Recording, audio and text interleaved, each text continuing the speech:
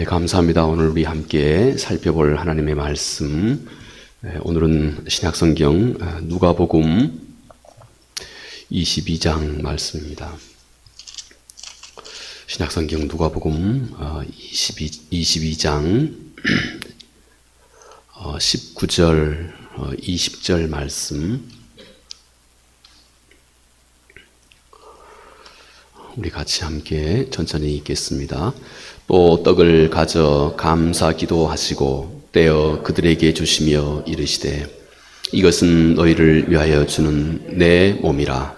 너희가 이를 행하여 나를 기념하라 하시고, 저녁 먹은 후에 잔도 그와 같이 하여 이르시되, 이 잔은 내 피로 세운 새 언약이니 곧 너희를 위하여 붓는 것이라. 아멘. 오늘 또 우리 모처럼 우리 함께 여러분과 더불어서 성만찬을 하게 되어서 참 반갑고 기쁩니다. 또 오늘은 저희 교회 또 두 분이 세례도 받게 되고, 참 오랜만에 우리 함께 저희 교회가 기뻐하고 또 하나님도 참으로 기뻐하신 이런 일이라고 확신합니다. 오늘 우리 함께 나눈 이 성만찬, 이 성만찬에 대해서 예수 그리스도는 이 성만찬과 함께 주님 주변에 둘러선, 그리고 그들뿐만 아니라 이 온 앞으로 오고 올 모든 세대 속에 예수 그리스도의 이름으로 구원을 받는 하나님의 자녀들, 이들과 더불어서 이 성만찬 속에서 새 언약을, 주님께서 새 언약을 이루셨다 하는 것입니다. 그리고 이 성만찬은 주께서 우리와 맺은 새 언약의 가장 대표적이고 가장 상징적인 이런 행위라 할 수 있습니다. 자, 성만찬을 통해서 우리는 예수 그리스도께서 직접 말씀하시고 행하셨던 우리 주님의 살과 피에 우리가 참여하게 됩니다. 예수 그리스도의 살과 피에 참여하는 것은 곧 사도 바울의 말씀으로는 내가 예수 그리스도와 뗄래야 뗄 수 없는 연합을 이루게 되었다. 여러분, 우리 주변에 내 살과 피에 참여한 사람이 어느 정도로 가까울까요? 그와는 뗄래야 뗄 수 없는 이 연합, 영적인 연합을 이루었다 하는 것입니다.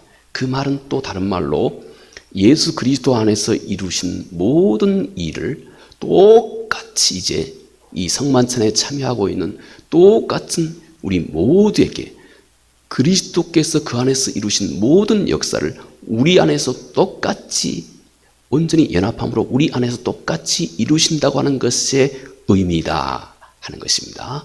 우리는 이 놀라우신 이 하나님의 은혜를 우리는 이렇게 이젠 우리들의 행위로, 비록 상징적이긴 하지만 우리들의 행위로 성만찬을 통해서 기뻐하고 감사하고 기념하게 되는 것입니다. 자, 우리는 예수 그리스도와 연합하여서 이제 그리스도와 같은 한 마음을 품게 되었다. 물론 그 외에도 한 운명을 갖게 되었다. 그래서 우리 주님이 십자가에 죽으실 때 내 옛사람도 함께 죽었다. 주님이 다시 새 생명으로 부활하실 때 나도 이제 예수 그리스도의 생명을 가지고 새로운 생명으로, 새로운 피조물로 다시 탄생하게 되었다. 여러분, 우리가 잘 알건 모르건 하나님께서 이 그리스도를 통해서 우리 안에서 이루어 놓으신 역사가 바로 이와 같이 어마무시한 일인 것입니다. 그리스도와 같은 운명을 갖게 되었다. 우리는 점점 우리 평생을 통해서 바로 이 자의식을 점점 실감나게 갖게 됩니다. 처음은 잘 모르지만, 처음은 다분히 의식적으로 우리 성만찬에 참여하지만 우리의 신앙이 깊어져 가면 깊어져 갈수록 내가 예수 그리스도와 함께 연합했다고 하는 이 의미가 내 삶 가운데서 점점 더 새로워지고 그리고 이것이 우리 안에서 어떤 생명의 힘을, 생명의 능력을 우리 안에서 발휘하게 됩니다. 그래서 우리가 이 세상 속에서 우리의 육신뿐만 아니라 이 세상의 소욕까지도 능히 이길 수 있는 예수 그리스도의 장성한 분량으로 하나님께서 우리를 이끌어 가게 됩니다. 자, 오늘 그 중에 한 가지만, 어찌 보면 가장 그리스도와 연합했다고 하는 성만찬을 통해서 우리 주께서 새 언약으로 예수 그리스도와 연합한 자가 되었다고 하는 이 의미가 우리 안에 담고 있는 것, 그 중에 가장 대표적인 것 한 가지만 오늘 우리 잠깐 함께 생각해 보고자 합니다. 여러분, 그리스도와 연합함으로 하나님의 자녀들의 마음속에 어떤 마음의 변화가 생길까요? 성경은 이것을 아주 쉽게 아들과 종과 아들의 비유를 통해서 성경은 우리 마음의 변화를 그렇게 설명해 주고 있습니다. 물론 일찍이 사도 바울이 그렇게 우리에게 전해주고 있는 바죠. 갈라디아에서. 그런데 이 마음, 이 차이, 종의 마음에서 아들의 마음으로의 변화. 여러분, 이 차이의 중심에 뭐가 있을까요? 제가 돌아보아 딱 이 한마디로 우리 내면의 변화, 하나님의 자녀가 되어 우리 안에 그리스도의 생명이 생기기 시작할 때 우리 내면 속에서 일어나고 있는 이 변화를 딱 한마디로 이렇게 표현할 수가 있습니다. 최소한의 마음에서 최대한의 마음으로. 맥시멈, 미니멈, 최소한의 마음에서 최대한의 마음으로. 여러분 좀 어려울지는 모르겠습니다. 물론 제가 설명을 드리면 결코 어렵지는 않습니다. 이것이 여러분 아주 미묘하게 율법 아래 있는 자, 신앙생활을 시작했지만 아직은 거듭나지 않고 있는 옛 언약 아래 있는 자의 마음을 한마디로 표현한다면 이 최소한의 태도. 그런데 예수 그리스도와 더불어서 이제 새 언약을 주께서 우리와 선포하고 맺음으로 인해서 그리스도의 마음과 내 마음이 연합함으로 최소한의 태도가 최대한의 태도로, 신앙 태도로 바꿔지는 것.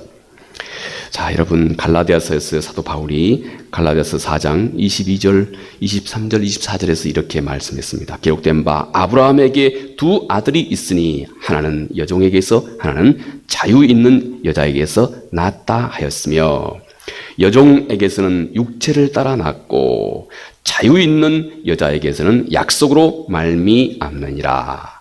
이것은 비유니 이 여자들은 두 언약이라. 하나는 시내산으로부터 종을 낳은 자니 곧 하갈이라. 여러분, 아브라함에게는 두 아내가 있었죠. 하나는 사라, 아브라함의 정식 아내였죠. 그로부터 생겨난 이 아들 이삭, 이것이 새 언약을 의미한다는 것입니다. 그런데 아브라함에게서 소위 종 하갈, 그리고 그녀에게서 난 아들 이스마엘, 이 후손은 옛 언약 아래 있는 자들의 모습이다 하는 것입니다. 옛 언약 아래 있는 것은 그러므로 그 마음 중심에, 다른 말로 율법 아래 있다고도 말합니다. 조금 어렵긴 하지요. 근데 그 마음은 항상 오늘 우리가 함께 살펴볼 그 마음 중심이 어떤 최소한의 태도를 갖고 있다. 그런데 새 언약 아래 있는 자들, 곧 이제 사라의 후손들, 이 두 언약 중에 새 언약 아래 있는 이들의 마음의 변화는 이들이 이때부터 진짜로 하나님을 사랑하기 시작한다. 하나님을 사랑하는 마음이 그들 마음속에 하나님의 계명을 순종하는 태도에 있어서 최대한의 태도로 그의 태도가 바뀌게 되었다.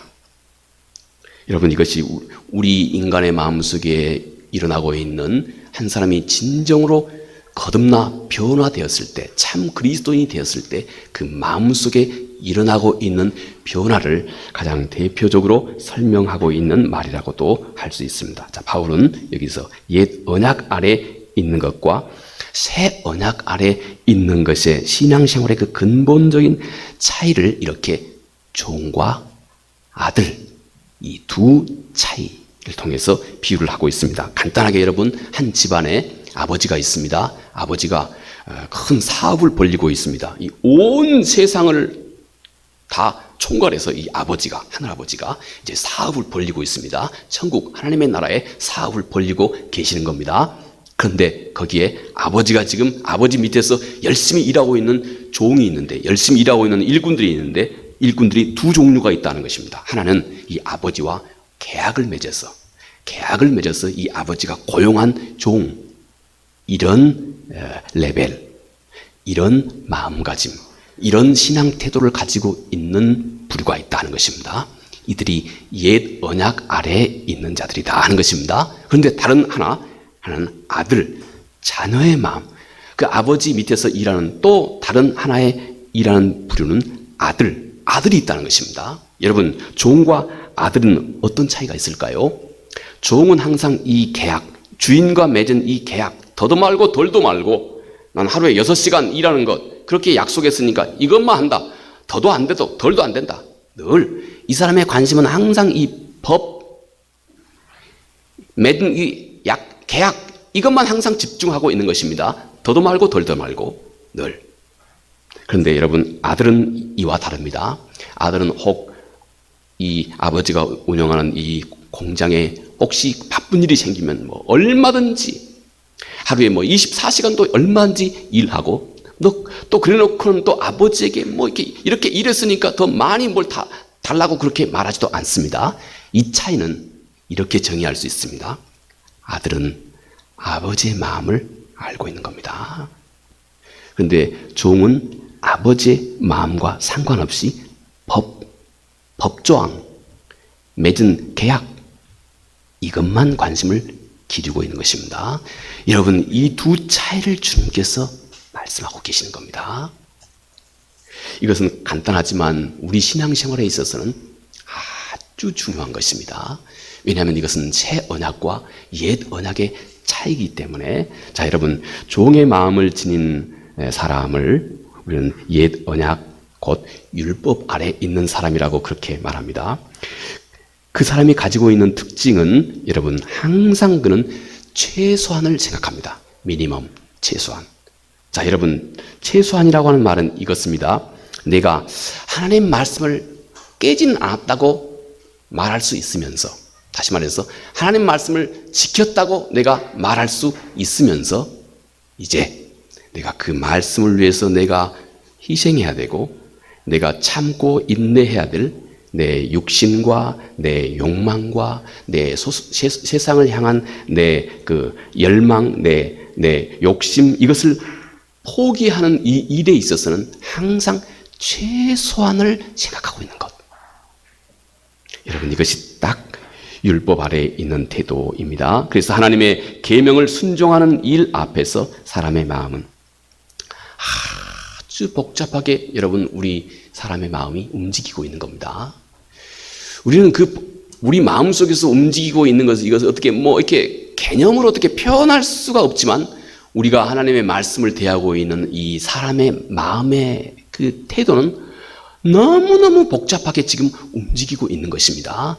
그 안에서, 그 중심에서 우리가 구원에 이를 만한 믿음을 명확하게 내가 가질 수 있고 내가 확신하게 붙들 수 있는 것이 얼마나 중요하겠습니까?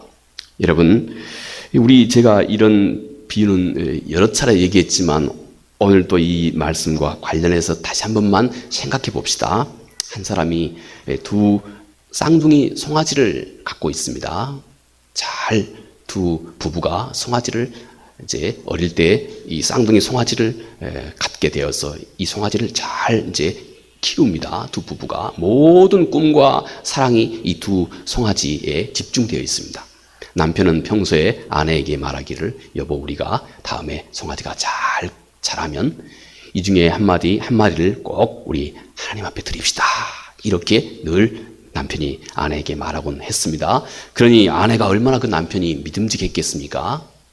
그런데 어느 날 남편이 들에서 그냥 헐레벌떡하고 남편이 뛰어 들어옵니다.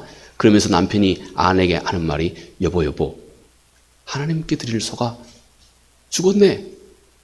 이렇게 얘기합니다. 여러분, 이 얘기의 전제 속에는 그 전에 평소에 남편이 어떤 소는 하나님께 드리고 어떤 소는 우리가 계속해서 이제 잘 키워가자 하고 이렇게 정해 놓은 바가 없습니다. 전혀 그렇지 않았습니다. 그런데 어느 순간에 그 중에 한 마리가 딱 죽자마자 그것이 즉시 하나님께 드릴 소가 돼버린 겁니다. 이게 여러분 곧 옛 언약 아래에 있는 사람의 마음입니다. 아주 위험한 마음입니다. 이것이 옛 언약 아래에 있는 사람이 가지고 있었던 마음입니다. 자, 여러분, 우리 주 예수 그리스도 이분의 마음을 우리가 함께 생각해 봅시다. 여러분, 새 언약의 모델이 되셨던 예수 그리스도, 예수 그리스도는 새 언약의 중개자로 이 땅에 오셨다 하고 히브리서 12장 24절에 그렇게 말씀합니다. 자, 새 언약의 모델로 오신 예수 그리스도는 이런 태도와 완전히 다른 태도를 주님이 가지고 계셨습니다. 주님은 한 번도 이런 최소한을 생각해 보신 적이 없는 것이죠. 반대로 주님은 어떻게 하면 하늘 아버지의 뜻을 이 땅에서 내가 좀 더 온전하게 이룰까, 최대한까지 이룰까 하는 생각을 가지고 계셨던 겁니다. 어떻게 하면 하늘 아버지의 뜻을 좀 더 온전하고 완벽하게 이룰까 하는 이 태도, 어떻게 하면 아버지를 더 기쁘시게 할까 하는 이 태도. 여러분, 우리 주님께 자, 이 똑같은 이 송아지 비유를 우리 주님의 경우에 생각해 봅시다. 주님이 2마리 송아지를 잘 이렇게 키우고 계십니다. 그런데 어느 날 갑자기 그 중에 1마리가 떡 죽었습니다. 언젠가 주님께서 이 송아지가 다 잘 자라면 그 중에 1마리를 하나님 앞에 꼭 제물로 드려야 되겠다, 이렇게 생각하셨던 겁니다. 그런데 그 중에 1마리가 떡 죽었습니다. 예수님이라면 그 순간에 살아있는 소가 하나님 앞에 드릴 소가 되겠습니까? 죽은 소가 하나님 앞에 드릴 소가 되겠습니까? 예수님이라면? 제가 쉬운 얘기를 좀 어렵게 해서 이게 죄송합니다만은, 예수님은 어찌하든 하나님 앞에 더 온전하게 헌신할까 하는 이 마음이 예수님이 우리에게 드러내 주신 마음입니다. 예수님의 마음은 즉각 죽은 소는 제외두고 이제 내가 앞으로 다뤄야 할 소가 되고, 여전히 살아있는 그 소, 아직도 가치가 있는 이 소, 이것을 하나님 앞에 드리고자 하는 마음으로 즉각 그의 마음을 정하게 됐을 것입니다. 이 차이입니다. 사도 바울도 그래서 여러분 똑같이 사도 바울이 고린도 후서 5장 9절에 이렇게 말씀했습니다.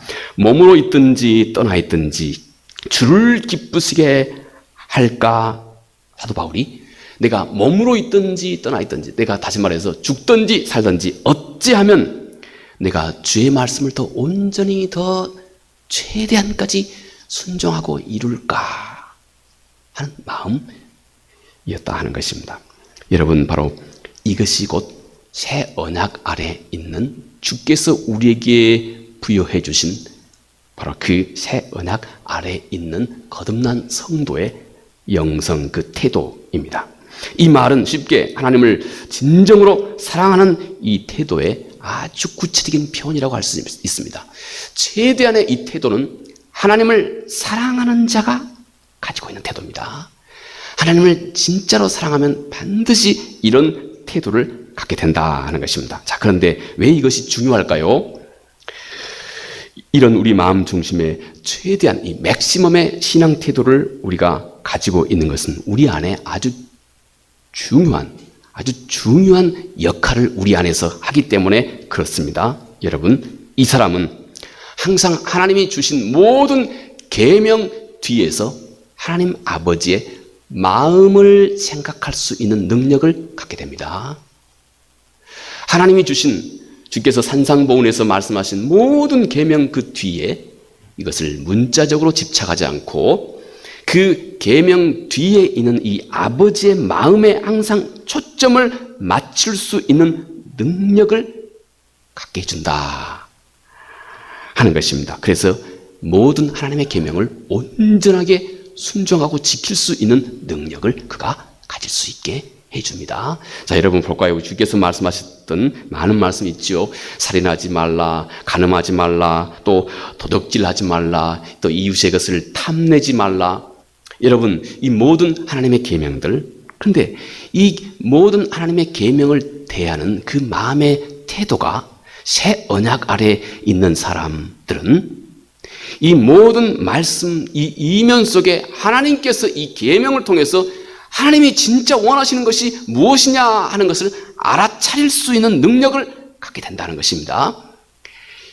이 아주 중요한 영적인 안목을 그가 가질 수 있게 됩니다. 그래서 그가 그 모든 하나님의 말씀을 진정한 의미에서 순종할 수 있는 능력을 갖게 됩니다. 이것이 곧 아들의 마음, 아들의 영성, 종의 영성과 다른 아들의 영성입니다. 종의 영성을 가지고 있으면 그 문자 자체만 집착합니다. 살인하지 말라. 내가 저 사람에게 가서 직접 물리적으로 살인 안 했으니 됐다. 이것만 생각합니다. 이게 종의 영성을 가지고 있는 자의 모습이라고 우리 주님께서 산상보훈에서 말씀한 겁니다. 근데 아들의 마음을 가지고 있는 사람은 이 말 속에, 여러분, 아들은 그렇습니다. 아버지가 정말 힘들고 어렵습니다. 예를 들어서 아버지가 아주 경제적으로 어려운 일에 처했다 합시다. 근데 아들이 아버지에게 묻습니다. 아버지 힘들죠? 아버지가 그렇게 대답합니다. 아니야, 괜찮아. 아무 문제 없어. 나 쓸 것 충분히 다 있어. 이렇게 아버지가 딱 잘라 얘기합니다.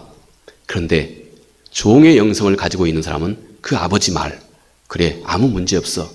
내가 쓸 것 충분히 다 가지고 있어. 하는 이 말에만 집중하게 됩니다.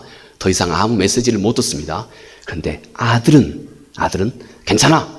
너 일이나 신경 써. 난 괜찮아. 하는 이 아버지의 말 뒤에 있는 이 아버지의 진짜 숨겨져 있는 그 마음을 아들은 다 압니다. 헤아려 압니다. 아버지가 행여 아들에게 조금이나마 무슨 피해를 줄까?